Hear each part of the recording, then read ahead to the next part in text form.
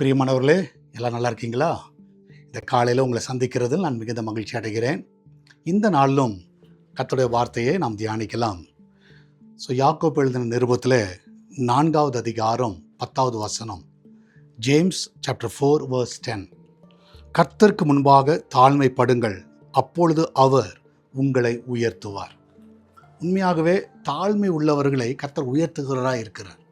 இந்த உலகத்தில் வாழும் பொழுது நமக்கு அநேக பெருமைகள் வரக்கூடும்.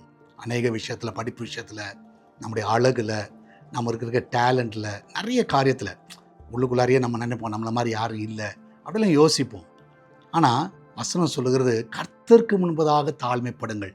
ஏன் கர்த்தருக்கு முன்பதாக சொல்லப்பட்டிருக்குன்னா, உங்கள் டேலண்ட்டு, உங்களோட ஞானம், உங்களுடைய எல்லா காரியத்தை நீங்கள் ஆண்டவரை வச்சு கம்பேர் பண்ணி பாருங்கள், நீங்கள் ஒன்றுமே இல்லை.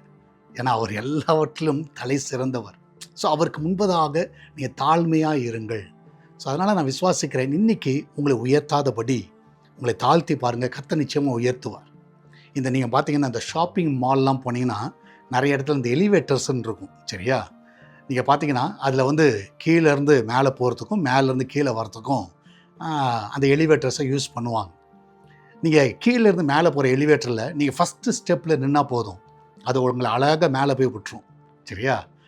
தாழ்மையாக இருந்தீங்கன்னா அந்த கீழே இருக்கிற ஸ்டெப்புக்கெல்லாம் இருக்கிற எலிவேட்டர் மாதிரி நீங்கள் சர்ன்னு ஆட்டோமேட்டிக்காக ஒரு நாள் மேலே உயரத்தில் போய் நிற்பீங்க.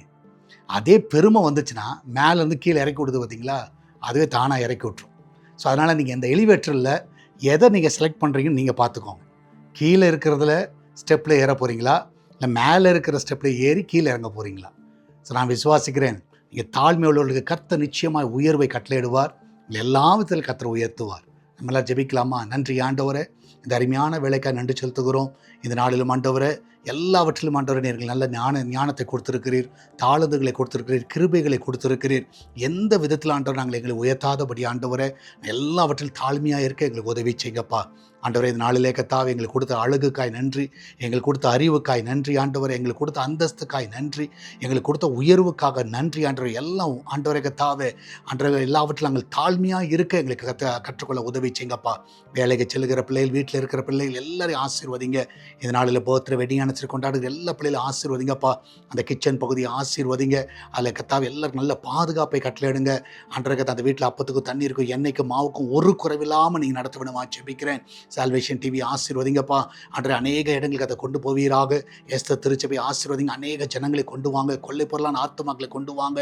அதை திருச்சபை கட்டுகிற காரியத்திற்கு எல்லா தடைகளை எடுத்து போடுங்கப்பா. என் தேவனுடைய கருத்தில் முற்றிலுமாய் நாங்கள் படைக்கிறேன் ஆண்டவரே. இந்த நாளிலும் ஆண்டவரே கர்த்தாவே, அந்த தேவையெல்லாம் நீங்கள் அற்புதமாய் சந்திங்கப்பா.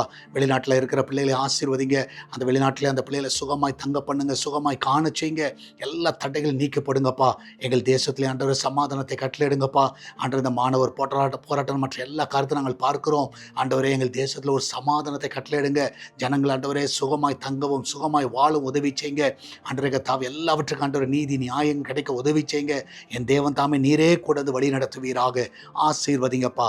இயேசுவின் நாமத்தில் ஜெபிக்கிறோம் எங்கள் அன்பின் பரலோக பிதாவே. ஆமேன், ஆமேன். பிரியமானவர்களே, கர்த்தர் உங்க கூட இருக்கிறார். தைரியமா இருங்க.